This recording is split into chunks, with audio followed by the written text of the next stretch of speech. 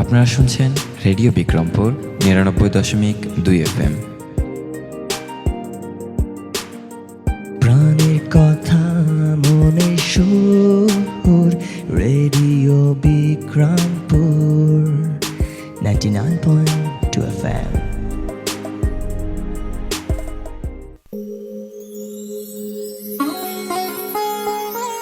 নারী ও কন্যারা এগিয়ে গেলে এগিয়ে যাবে বিশ্ব। শুরু হচ্ছে বিশেষ আলাপচারিতা উৎকর্ষ।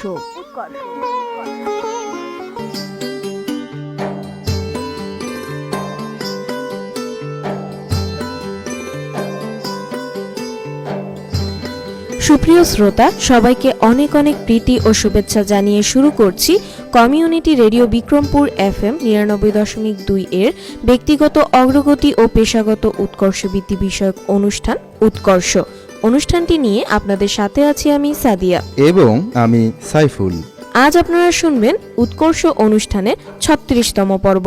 এই পর্বে আলোচনার মধ্য দিয়ে আজ আমরা নারী শিক্ষা ও নারীর ক্ষমতায়নে পুরুষের সম্পৃক্ততার প্রয়োজনীয়তা সম্পর্কে জানব। শ্রোতা, অনুষ্ঠানটি FM এর পাশাপাশি অনলাইনে শুনতে ভিজিট করুন www.radiobikrampur99.2 FM এবং রেডিওর ফেসবুক পেজ www.facebook.com/radiobikrampur99.2 FM এ। আপনাদের কোনো প্রশ্ন বা জিজ্ঞাসা থাকলে ফোন বা SMS করুন 01701267000 এই নাম্বারে। রেডিওর ফেসবুক পেজে গিয়েও আপনারা মন্তব্য বা প্রশ্ন করতে পারেন। এছাড়া রেডিওতে অনুষ্ঠানটির পূর্ণ সম্প্রচার শুনতে পাবেন আগামী 18 জুলাই বিকাল 5:30 আর হ্যাঁ, অনুষ্ঠানের শেষ অবধি আমাদের সাথেই থাকবেন, কারণ অনুষ্ঠানের শেষে থাকছে কুইজ এবং সঠিক উত্তরদাতাদের মধ্য থেকে লটারির মাধ্যমে একজনের জন্য রয়েছে আকর্ষণীয় পুরস্কার। অনুষ্ঠানটি প্রচারিত হলো গ্যাপ ইনের পেস প্রোগ্রামের অর্থায়নে এবং Bangladesh NGOs network for radio and communication BNNRC এর সহযোগিতায়। পাখির বাবা, তুমিও মেয়ের কথায় রাজি হয়ে গেলে? এতে রাজি না হওয়ার কি আছে? আমাদের মেয়ে চেয়েছে সাধারণভাবে HSC না করে পলিটেকনিক কলেজে ডিপ্লোমা ইন ইঞ্জিনিয়ারিংয়ে ভর্তি হবে। এতে আপত্তি করবে কেন? আপত্তি করবে না?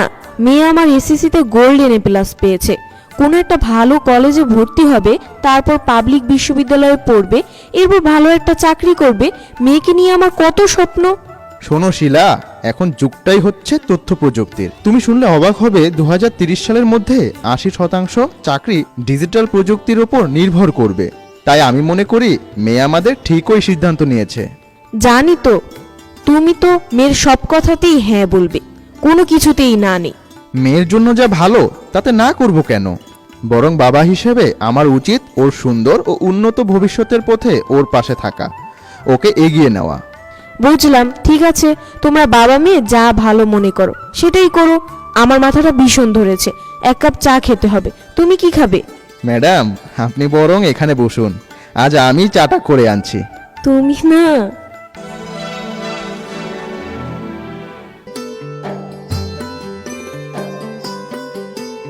বাহ, কি চমৎকার একটা নাটিকা শুনলাম। নাটিকাটিতে কত অল্প কথায় এবং সহজভাবে আজকের অনুষ্ঠানের পুরো বিষয়টা, অর্থাৎ নারীদের জন্য প্রযুক্তিগত শিক্ষার গুরুত্ব এবং তাদের এগিয়ে যাওয়া তথা ক্ষমতায়নের ক্ষেত্রে পুরুষদের সহযোগিতা কিংবা সম্পৃক্ততার বিষয়টি তুলে ধরা হয়েছে। তুমি ঠিকই ধরেছ। আচ্ছা সাইফুল, তুমি বিষয়টার সাথে কতটা একমত? আমি শতভাগ একমত। আমি মনে করি দেশের সার্বিক উন্নয়নের জন্য নারীদের শিক্ষা তথা প্রযুক্তিগত শিক্ষা অর্জন, তাদের ক্ষমতায়ন এবং এই ক্ষমতায়নের ক্ষেত্রে প্রচলিত পুরুষতান্ত্রিক দৃষ্টিভঙ্গির পরিবর্তন ভীষণভাবে জরুরি। বাহ, তোমার কথা শুনে ভালো লাগলো। শ্রোতা, আমরা আমাদের বন্ধু সাইফুলের কথা শুনলাম। চলুন এই পর্যায়ে বিষয়টি নিয়ে আমাদের কমিউনিটির মানুষ কি ভাবছেন সেটা শুনে আসি। নারীর ক্ষমতায়নের ক্ষেত্রে পুরুষদের সহযোগিতা অনেক জরুরি বলে আমি মনে করি, কারণ পুরুষরা শিশু সমাজে বদল আনার জন্য কিন্তু সর্বপ্রথমে পুরুষদেরকেই উদ্যোগ নিতে হবে। এ বিষয়ে কোনো দ্বিমত নেই। নিজের মায়ের, তারপর বোনের জন্য যেমন, তেমনি সব নারীর জন্যই নিরাপত্তা নিশ্চিত করতে হবে পুরুষকেই। নারীর সহায়ক ভূমিকা পালন করবে। নারীর সম্ভ্রম আত্মসম্মান রক্ষা করার দায়িত্ব পুরুষেরই। তো সেই জন্য আমার মনে হয় যে নারীদের ক্ষমতায়নের ক্ষেত্রে পুরুষের সহযোগিতা অনেক বেশি জরুরি। নারীদের ক্ষমতায়নের ক্ষেত্রে পুরুষদের সহযোগিতাটা আমার মতামত অনুযায়ী যে অনেক বেশি প্রয়োজন, কারণ পুরুষ যদি সহযোগিতা না করে নারীদের, তাহলে তার ক্ষমতাটা খুব বেশি সময় ধরে টিকিয়ে রাখতে পারবে না নারীরা। তার কারণ হচ্ছে যে এই ক্ষমতাটা টিকিয়ে রাখার জন্য যে পর্যাপ্ত পরিমাণ সময় দরকার, সেই সময়গুলি নারী নিজে নিজে থেকে বের করে আনতে পারবে না। আর অপরূপভাবে আরেকটা বিষয় হচ্ছে যে ক্ষমতা বন্টনের পাশাপাশি একে অপরের সহযোগিতা ছাড়া সব সমস্যা তো আর একা যে কেউ সমাধান করতে পারে না। তো ওই ক্ষেত্রে পরামর্শ বা যে কোনো বিষয় নিয়ে আলোচনার মাধ্যমে সকল কিছু দূর করা সম্ভব। তো আমার মনে হয় যে নারী ক্ষমতায়নের ক্ষেত্রে পুরুষদের সহযোগিতাটা আসলে অনেক জরুরি। নারীদের ক্ষমতায়নের ক্ষেত্রে প্রয়োজন পুরুষতান্ত্রিক মনোভাব বা দৃষ্টিভঙ্গির পরিবর্তন, এবং নারীদের ক্ষমতায়নে পুরুষের ভূমিকা অনেক। নারীদের এগিয়ে আনতে পুরুষদের সম্পৃক্ত করে কাজ করা অনস্বীকার্য বলে আমি মনে করি। আমি মনে করি নারীদের ক্ষমতায়নের ক্ষেত্রে পুরুষদের সহযোগিতা আসলে মুখ্য একটা ভূমিকা রাখে। যদি পুরুষরা আমাদেরকে সহযোগিতা না করে, তাহলে আসলে আমরা নারীরা কখনোই এগিয়ে যেতে আসলে ওইভাবে পারবো না। কারণ ধরেন যে আমাদের যে কোনো বিষয় একটা তো হেল্প দরকার হয়, মেয়েরা তো আর সবকিছু একা একা নিজেরা করতে পারে না। তো অবশ্যই এই ক্ষেত্রে ধরেন যে ছেলেদের হেল্প লাগে আমাদের। তো আমার কাছে মনে হয় যে পুরুষদের যে সহযোগিতাটা আছে আমাদের জন্য, এটা আসলেই জরুরি অনেক। মানে নারীর ক্ষমতায়নে পুরুষদের সহযোগিতা দরকার, খুবই জরুরি।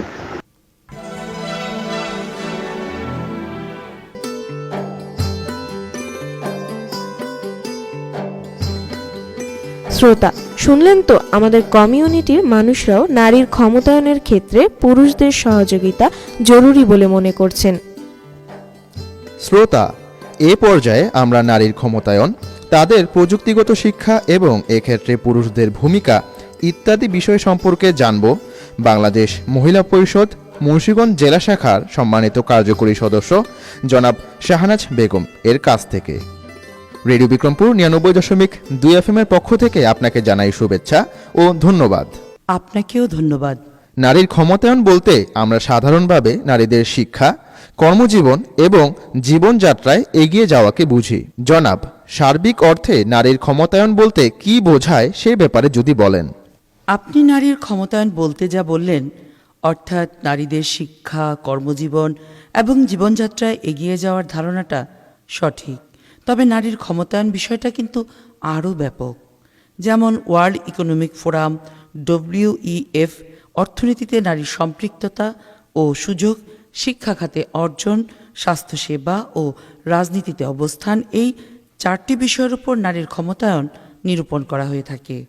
অর্থাৎ জীবনের সঙ্গে সম্পর্কিত প্রতিটি ক্ষেত্রে নারীর স্বাধীন ও মর্যাদাকর উন্নতিই হল নারীর ক্ষমতায়ন। নারীর ক্ষমতায়নের একটি ভিত্তি হল শিক্ষা।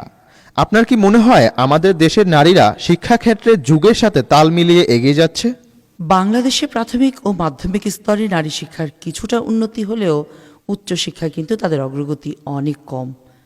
BBS এর সাম্প্রতিক একটি প্রতিবেদনে বলা হয়, বর্তমানে সাক্ষরতার হারে নারীদের চেয়ে এগিয়ে রয়েছেন দেশের পুরুষরা।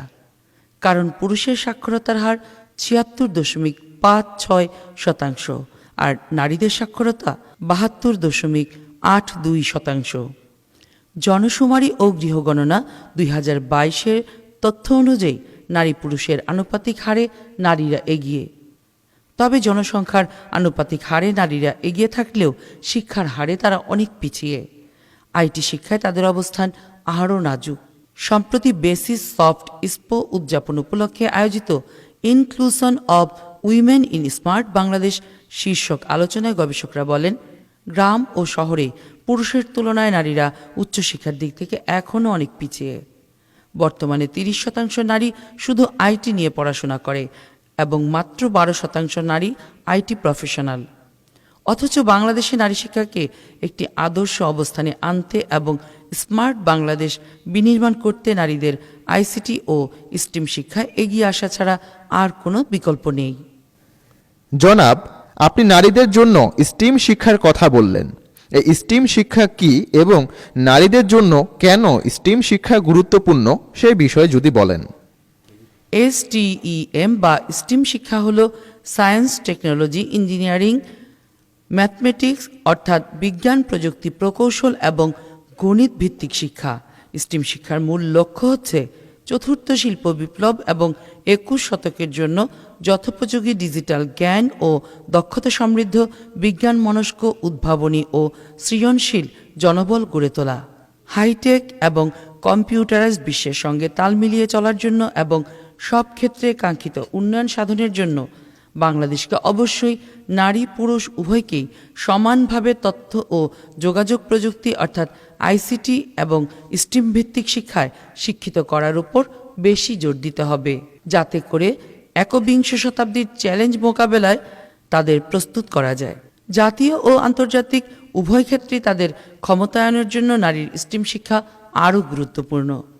জাতিসংঘ ঘোষিত টেকসই উন্নয়ন লক্ষ্যমাত্রা SDGতে মানসম্পন্ন শিক্ষার উন্নয়নে নারী শিক্ষার উপর জোর দেওয়া হয়েছে, যা শুধু ICT ও স্টিম ভিত্তিক শিক্ষার মাধ্যমেই সম্ভব।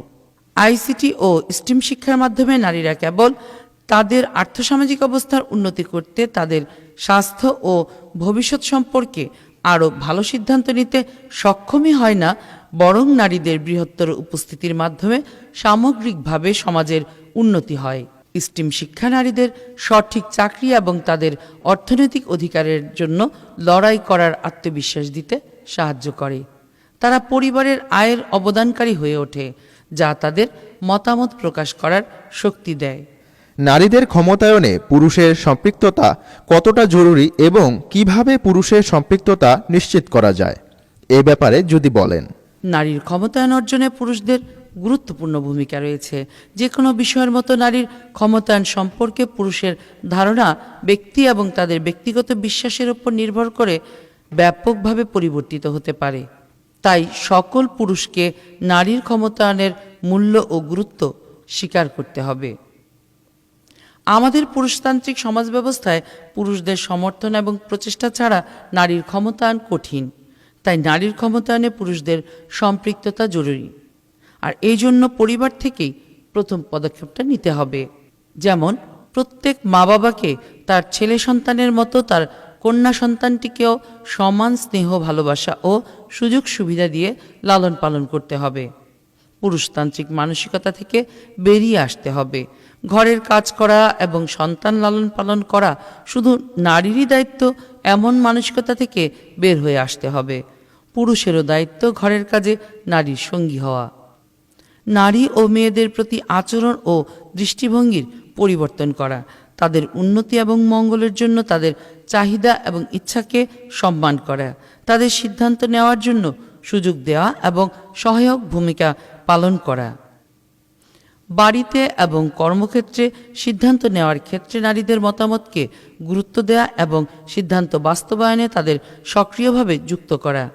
নারীর প্রাপ্য অধিকার প্রদান এবং অধিকার প্রয়োগের সুযোগ করে দেয়া। নারীর লক্ষ্য নির্ধারণে তাকে সাহায্য করা। নারীর এগিয়ে যাওয়ার পথে অন্যতম একটি বাধা হচ্ছে নিরাপত্তা। এখনও অনেক কর্মক্ষেত্রেই নারীরা নিরাপদ নন, ফলে তাদের যৌন হয়রানি সহ বিভিন্ন প্রতিকূলতার সম্মুখীন হতে হয়।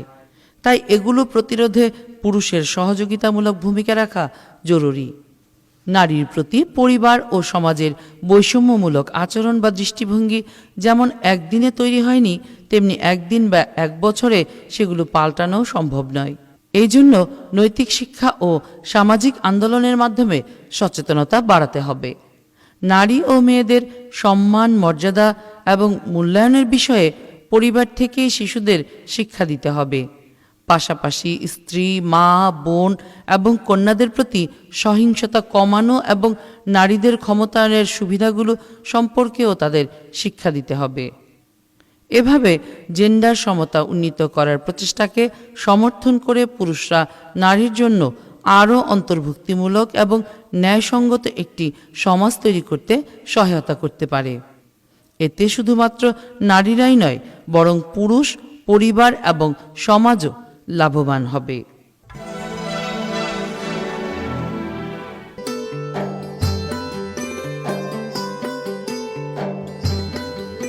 সাদিয়া, সাক্ষাৎকারটি তোমার কেমন লাগলো?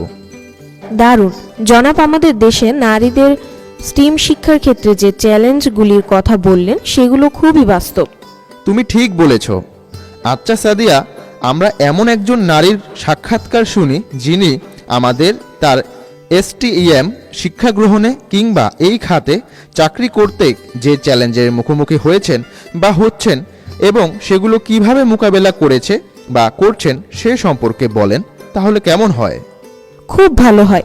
এটি আমাদের এলাকার মেয়ে এবং নারীদের পাশাপাশি তাদের বাবা মা বা পরিবারদের সদস্যদেরও অনুপ্রাণিত করবে। চলো তাহলে শুনি।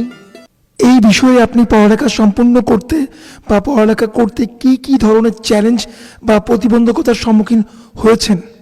আমি সাদিয়া ইসলাম। আমি সরকারি হরগঙ্গা কলেজে পড়াশোনা করছি, অনার্স প্রথম বর্ষে জুলজি বিষয়ে।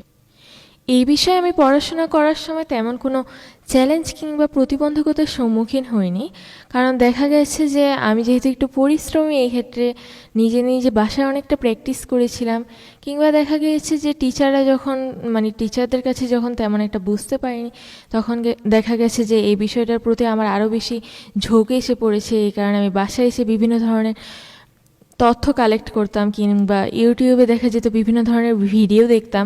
এই ভিডিওগুলো আমাকে অনেক সাহায্য করেছে আমার পড়াশোনা কিংবা এই যে বিজ্ঞান বিষয়ক যে চ্যালেঞ্জগুলো আমার ক্ষেত্রে তৈরি হয়েছিল এগুলো পার করতে। আপনি কিভাবে চ্যালেঞ্জ বা প্রতিবন্ধকতা অতিক্রম করেছেন? যেহেতু তেমন কোনো প্রতিবন্ধকতা আমার পড়াশোনার ক্ষেত্রে হয়নি, সেক্ষেত্রে দেখা গিয়েছে যে চ্যালেঞ্জগুলো মোকাবেলা করার জন্য আমি নিজেকে একটু বেশি সময় দিয়েছিলাম এবং নিজের পড়াকে একটু বেশি সময় দিয়েছিলাম। দেখা যেত বাসায় আমি সবচেয়ে বেশি প্র্যাকটিস কিংবা বাসায় সবচেয়ে বেশি দেখা যেত যে এই বিষয়গুলো নিয়ে আমি পড়াশোনা করতাম, কিংবা এই যে একটু আগেই বললাম যে ইউটিউব থেকেও কিন্তু আমি বিভিন্ন ধরনের ভিডিও দেখেছিলাম, যে ভিডিওগুলো আমাকে পড়াশোনা করতে অনেকটা সাহায্য করেছে। এবং অন্যান্য কোনো প্রতিবন্ধকতা আমি তেমন ফেস করিনি। দেখা গেছে যে আমার পরিবারে আমার পক্ষে অনেকটা সাপোর্টিভ ছিল, যার কারণে আমি এই বিজ্ঞান বিষয়ে পড়াশোনাটায় তেমন একটা সমস্যাতে আমার পড়তে হয়নি। এক্ষেত্রে আপনার পরিবারের পুরুষ সদস্যদের ভূমিকা কেমন ছিল? আমার পরিবারের পুরুষ সদস্যরাও আমার এই পড়াশোনার পেছনে বা কিংবা আমার এই বিজ্ঞান বিষয়ক পড়াশোনার ক্ষেত্রে অনেকটা সাপোর্টিভ ছিল। তারা আমাকে বিভিন্ন ধরনের অ্যাডভাইস দিয়েছিল যে কিভাবে আমি কি পড়লে আমি কতটুকু আগাতে পারবো। এছাড়া বিভিন্ন ধরনের সাহায্য, যখন আমার কোনো নোট কিংবা শিট কালেক্ট করতে হতো, আমি একলা যেতে পারতাম না, তখন দেখা গেছে যে আমার ছোট ভাই কিংবা আমার বড় ভাই আমার সাথে যেত। তো এই ক্ষেত্রে দেখা গেছে তারা আমার প্রতি খুবই সাপোর্টিভ ছিল, যার কারণে আমার তেমন একটা সমস্যা হয়নি। তবে অনেকেই বলেছিল, যেহেতু তুমি বিজ্ঞান বিষয়ে পড়াশোনা করতেছো বা বিজ্ঞান বিষয়ে পড়তে আগ্রহী, তুমি একটু ভেবেচিন্তে পড়াশোনা বা এই বিষয়টি নিও, কারণ এই ক্ষেত্রে দেখা যায় যে অনেকটা পরিশ্রম করতে হয়। তারা একটু ভয় পাচ্ছিল যে আমি কি পরিশ্রম করতে পারবো কি না, বা এই ক্ষেত্রে হয়তো আমার অনেক বেশি কষ্ট হয়ে যাবে। তখন তারা অনেকেই আমাকে বলেছিল যে না, তুমি বিজ্ঞান বিষয়ে পড়াশোনাটা করো না বা এই বিষয়টি তুমি নিও না। আবার অনেকে আমার পক্ষে সাপোর্টিভ ছিল, যার কারণে আমার তেমন একটি সমস্যা হয়নি। আমি নিজে অনেকটা চেষ্টা করেছিলাম এবং সবাই আমার পাশে ছিল বলে আমার তেমন কোনো সমস্যা বা চ্যালেঞ্জের মুখোমুখিও হতে হয়নি। STEM শিক্ষায় চাকরি করতে আগ্রহী মেয়েদের প্রতি আপনার পরামর্শ কি?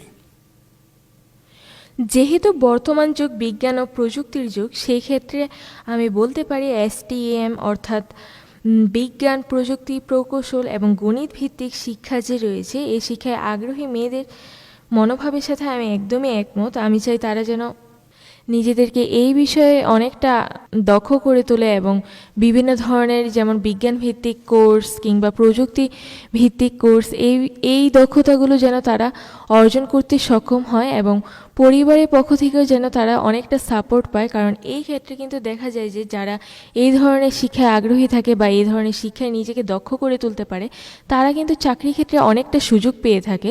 যেমন বিভিন্ন বিজ্ঞান নির্ভর যে চাকরিগুলো বা জবগুলো থাকে বা বিভিন্ন ধরনের প্রযুক্তি নির্ভর জবগুলো থাকে, এই ক্ষেত্রে কিন্তু মেয়েরা অনেকটা এগিয়ে যেতে পারবে পুরুষের পাশাপাশি।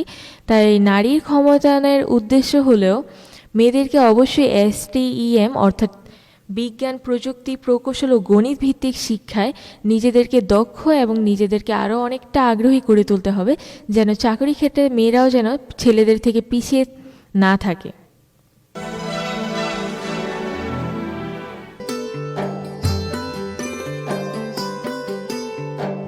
প্রিয় শ্রোতা, আজকের পর্বে আপনারা নারীর ক্ষমতায়নে স্টিম শিক্ষার প্রয়োজনীয়তা সম্পর্কে জানলেন। আশা করি আপনারা নিজেরা কিংবা আপনাদের পরিবারের নারী শিক্ষার্থীদের এ ব্যাপারে জানাবেন এবং তাদের স্টিম শিক্ষা গ্রহণের ব্যাপারে উৎসাহ দিবেন এবং সার্বিকভাবে সহযোগিতা করবেন। পুরুষ শাসিত সমাজে বদল আনার জন্য সর্বপ্রথমে পুরুষকেই উদ্যোগ নিতে হবে। নিজের মায়ের আর বোনের জন্য যেমন, তেমনি সব নারীর জন্যই নিরাপত্তা নিশ্চিত করতে হবে পুরুষকেই।